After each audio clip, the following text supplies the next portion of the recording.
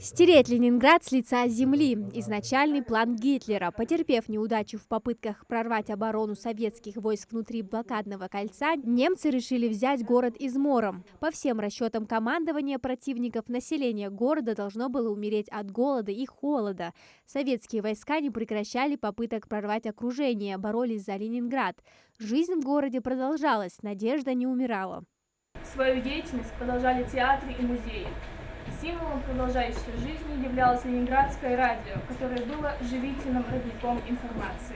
Блокада Ленинграда длилась 900 дней и стала самой кровопролитной в истории человечества. В городе оказалось более 2,5 миллионов жителей, в том числе 400 тысяч детей. Запасов продовольствия и топлива было очень мало. Начавшийся голод, усугубленный бомбежками, проблемами с отоплением и транспортом, унес сотни тысяч жизней.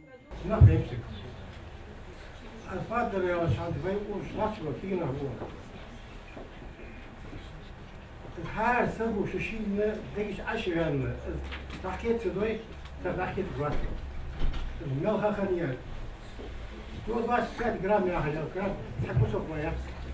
Не вспомнить о тех, кто в наши дни, как и в годы Великой Отечественной войны, защищает мир и безопасность нашей страны, мы не можем. У нас есть герои, защитники специальной военной операции. Сейчас на передовой сражаются наши солдаты, которые продолжают традиции тех, кто защищал города-герои. Ленинград, Москву, Сталинград, Малгобек и другие.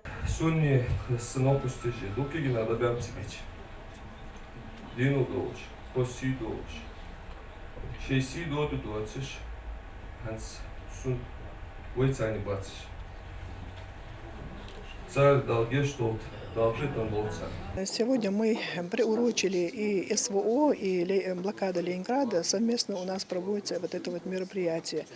Это мы показываем для нашего подрастающего поколения, чтобы они продолжали дело своих прадедов. Солдаты сталкиваются с множеством трудностей, от нехватки боеприпасов до жестких климатических условий. Студенты Назрановского политехнического колледжа с первых дней начала специальной военной операции оказывают всяческую поддержку нынешним защитникам Отечества.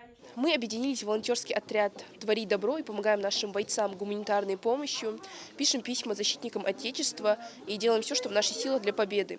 Также мы благодарим музей краеведения имени Тугана Мальсагова за возможность соприкоснуться с прошлым и не забывать такие события. Выставка – это повод вспомнить о героизме людей, переживших блокаду Ленинграда, и о тех, кто сейчас защищает наши рубежи. Наша память должна быть живой, ведь именно через память о героях мы понимаем, что мир и свобода – это ценности, за которые нужно бороться и защищать.